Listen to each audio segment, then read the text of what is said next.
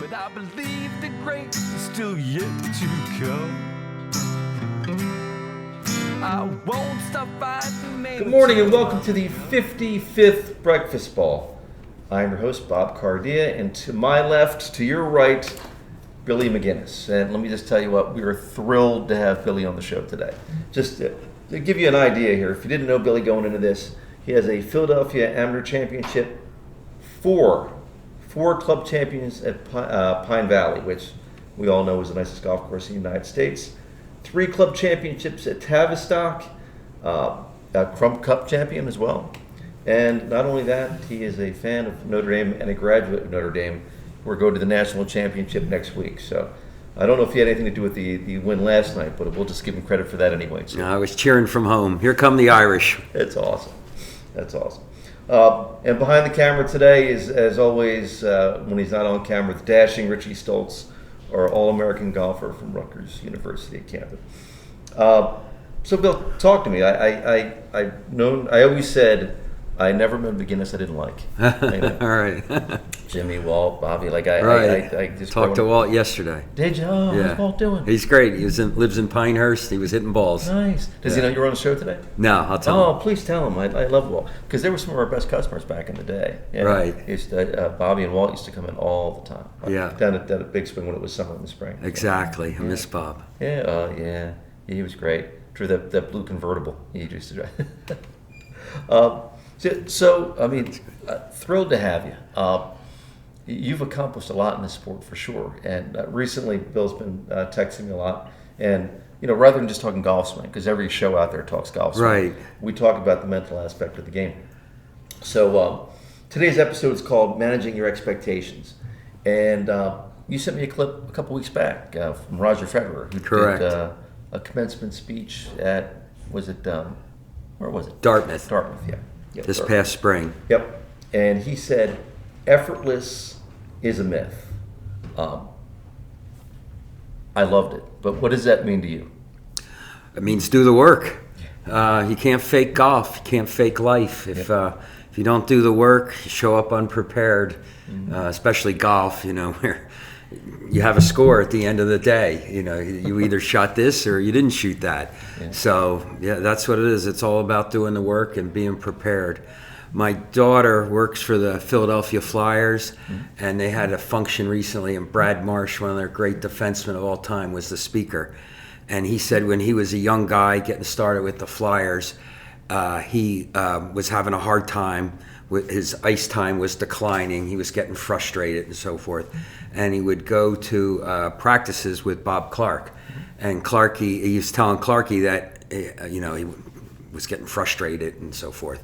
And Clarkie looked at him and said, I've had a lot of bad games, but I've never had a bad practice. Yeah. So do the work and the results will follow. Maybe not immediately, but eventually they do follow. No, yeah. Well, that's my brother sent me a book once. There's no traffic on the extra mile. There you go. Yeah. There you go. Your daughter's an accomplished player too, though. Yes. She played in the U.S. Mid-Amateur this last year. Nice. She would have done better, except her caddy was less than desirable. Oh boy. No. I'm sure that's not the case. Although my son caddies for you sometimes, right? Right, exactly. Yeah, Dill does. Yeah, so I love that. And I was saying to you before the show that Richie and I, we teach a couple hundred lessons a month. We're the oldest golf school in New Jersey now. My father. Awesome, congratulations! I remember your dad. Right, he was a Pied Piper for golf in this area. Awesome. Oh, thank you. I get a kick because the more years. It's been 25 years now since he passed, and I still get a kick out of when people mention oh, I knew your father. Like yesterday, I was talking to our biggest Toby, by the way. Shout out to Toby, who's our biggest follower of the show. Okay. That I was going to have Billy McGinnis on the show. And he said, well, because I remember Jim McGinnis. And he's like, any relation? I'm like, oh, yeah. Oh, yeah. I love Jim. I love the whole family. Yeah, thank you. But so I threw a couple stats down here. The average PGA Tour pro from 125 yards out, and the average is 20 feet from the pin. An 18 handicap average from 120 is right, 45 feet from the it's pin. Humorous. That's a good one. Yeah, that's exactly. Right. Just getting it on is an accomplishment. Well, yeah, the average golfer, I think, hits one green out of 18. Right. But, and they get upset. But the PGA Tour average is 12. Like, I mean, people, I should be able to hit the green. Really? Should you? I always do the parallel of speaking Chinese. Like, if Right. you took one Chinese lesson a week for we got a little noise in the background. If we had one Chinese lesson a week for 5 weeks, would you be able to speak Chinese? No. 5 words. Yeah, 5 words maybe. Yeah, yeah. And then the percentage of fairways hit on the PGA Tour is 47%. So when you look at it that way, like golf is a very fine motor skill sport. I mean, I think more Absolutely. so than anything that I've done. Like, I know I always tell the story. I certain demographic. I took typing when I was in high school. Okay. And I think I got a C in the class the first time I took it, right? All right. And by the time I was a senior in high school, they had these newfangled things, you might have heard of them, computers. Right. And it was the same damn class, but it was typing on a keyboard. And by that time, I got an A in the class. And was I any smarter 3 years later than I was the first year? No. But if you can do something over and over again repetitively, right, then you can learn.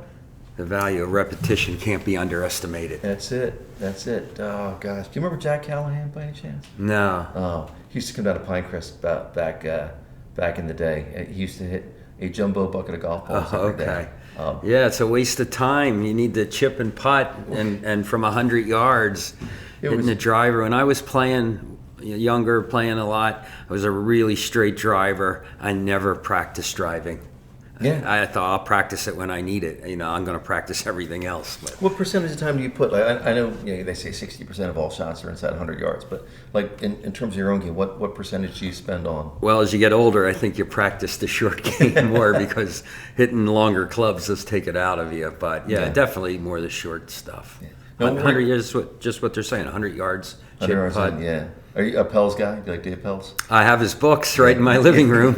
Yeah, I use the clock system that he Yes. developed. I believe he developed it. Yes, he did. He did. Yeah, that. it's excellent. I mean, it works. It's awesome. Matter of fact, And the hardest one, when going back when I started to learn it and practice it, was the 9 o'clock one. Oh, okay. Because I think it's human nature. You just want to swing full. Yeah. So 12 o'clock's obviously easy. 11's easy. 10's less so. And now we're getting fine tuning your motor skills. And I always thought 9 was the toughest. Yeah, nine. And then you get it and you have it. 730s is also. Yeah, that's really hard because you want to swing it. Yeah. Oh, that's it. And I think that's why people are brought up to play golf. They I always say, like, there's a statistic that says that it's like 97% of all tour professionals started before the age of 13. Right. But There's so much to learn. well, yeah, it's much to learn. And like when we teach junior classes, for example, the kids that are 13 and younger, right? They only want to know two things when they go to play golf, right? They want to know how far the ball goes, Right. And they want to hit the guy in the golf cart driving around the driving range, right? Once you become older, you start becoming overly analytical, overly self-conscious, and I think it inhibits the learning process a little bit. But you sent me something, was it a week and a half ago? John Sherman, Right. I wasn't familiar with him that much, and or hardly at all. And he had something out there called the 2/3 system, which or the 2/3 theory, which I thought was interesting. He had tee shots, approach shots, finesse shots. Correct. He said in order to play great golf, you don't need to be on all three that way, right? Well, it's almost impossible to be on all three.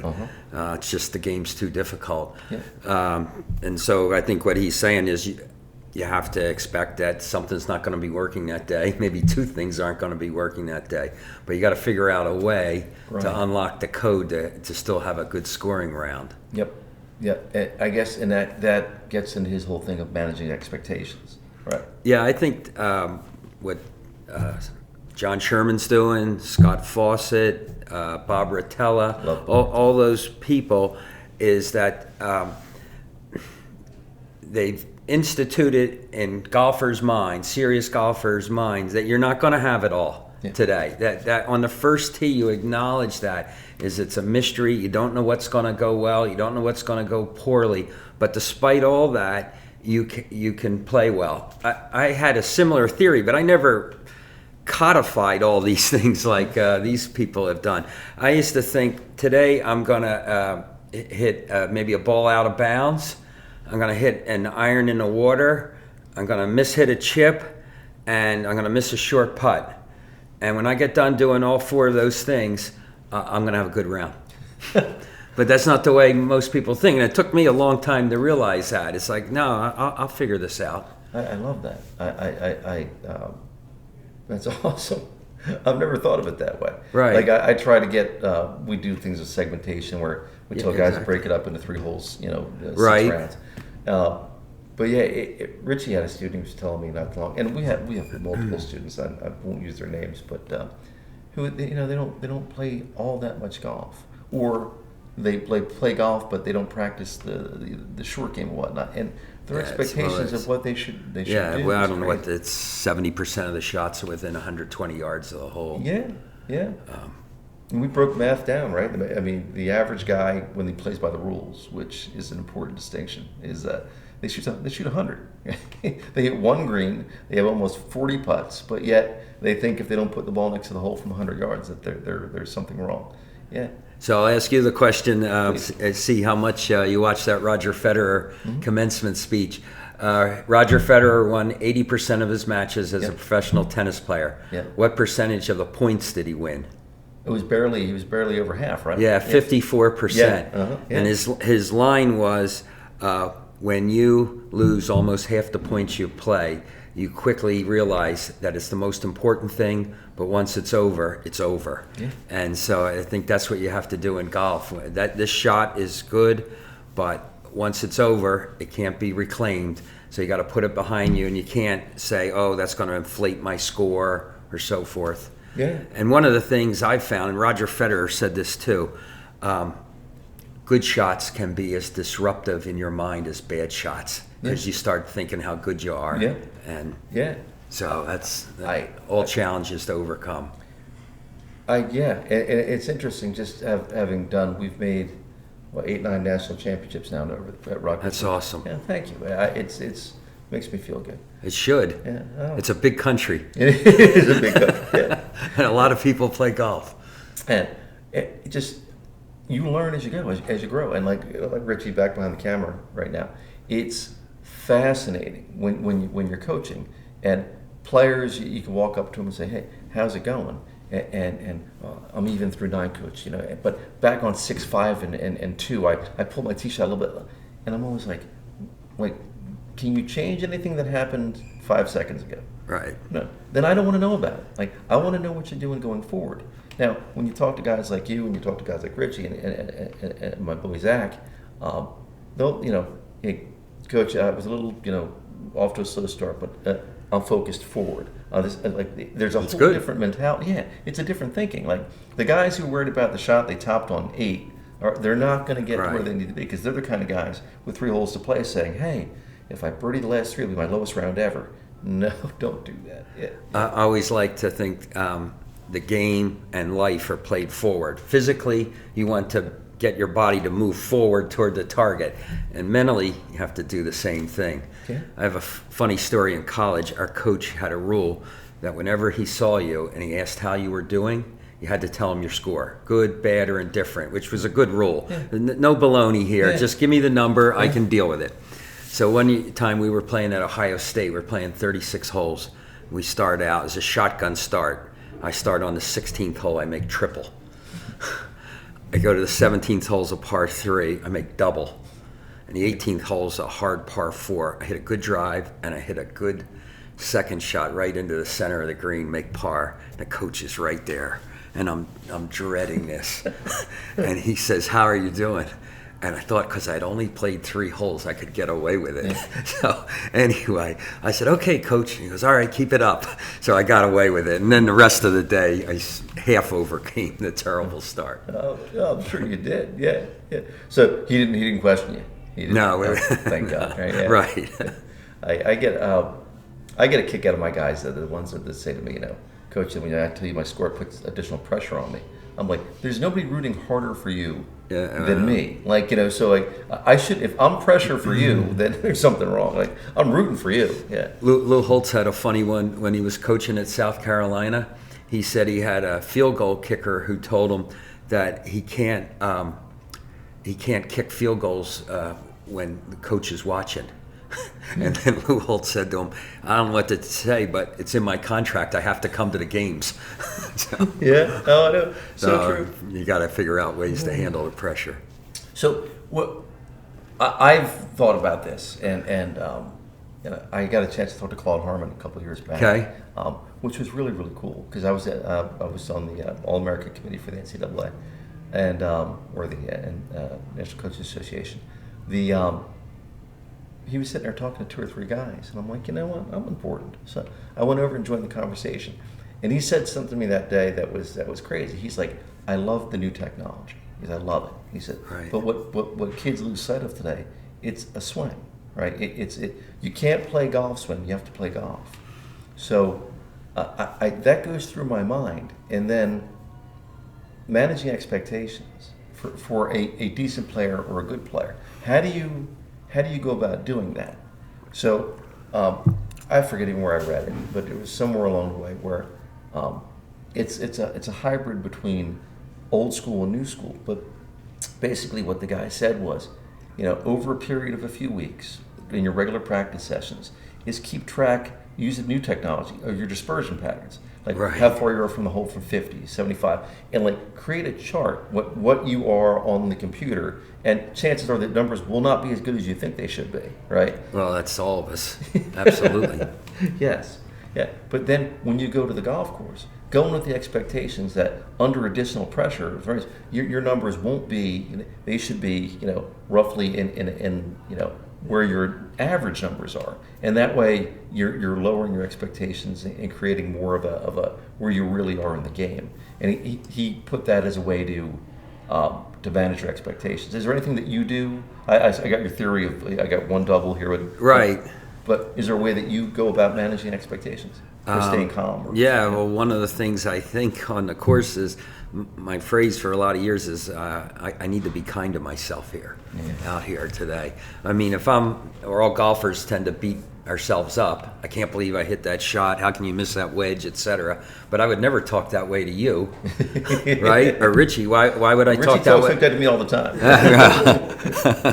What are you That's doing? that's how you get put in a different foursome.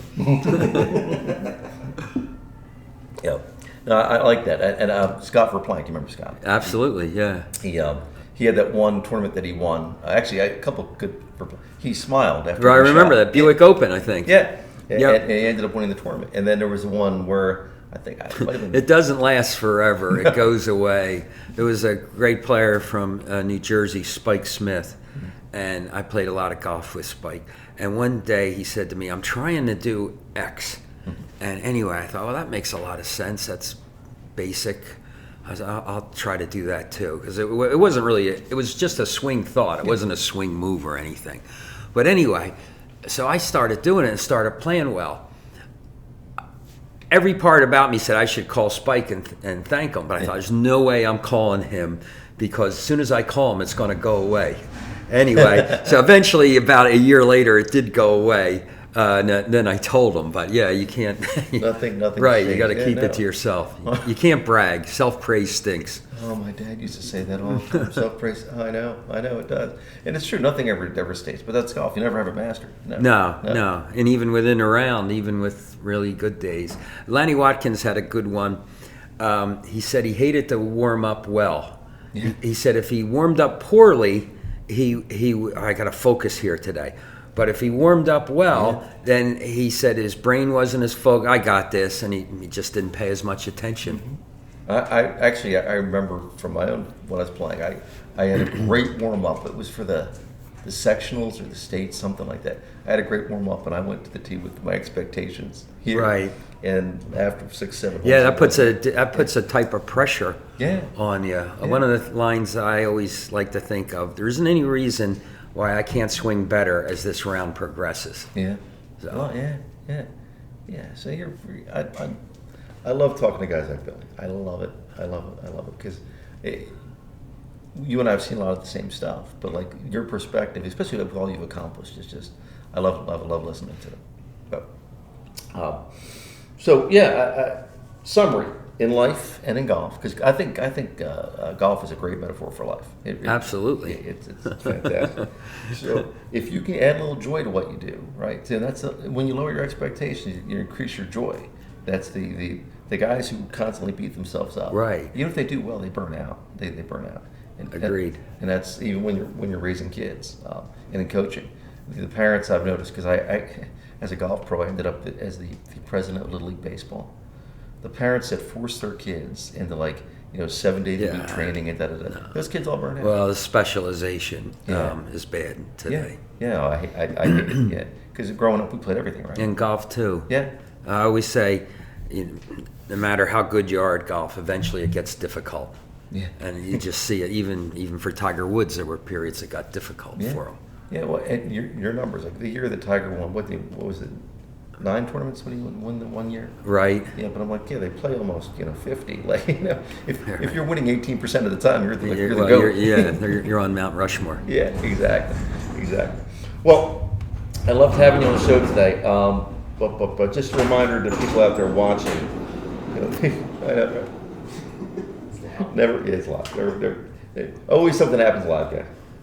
If you want some of our swag, you can actually go to our website, Satchers Golf Schools, for Breakfast Ball apparel.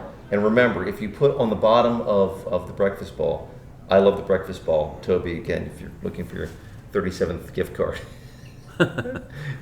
just put I love the Breakfast Ball down at the bottom. That would be outstanding. Is there anything that you wanted to throw out there? No, I enjoyed being here. It's good to talk golf. I love it. Did I mention Valari's, by the way? Did I mention that about that? Yeah, Valari's Lakeside Restaurant.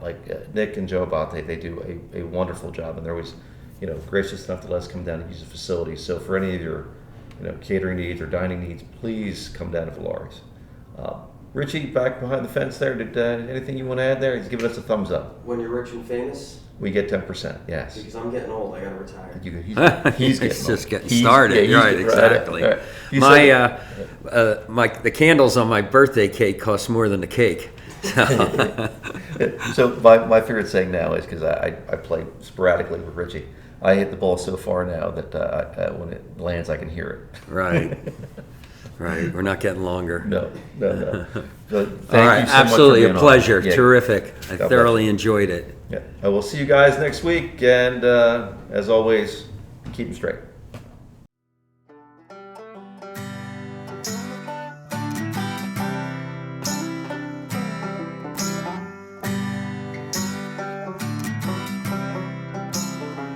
Glass of bourbon, ha. My bourbon, ha. My bourbon, ha. Alcohol. Because no great story ever started with, I'll have a salad.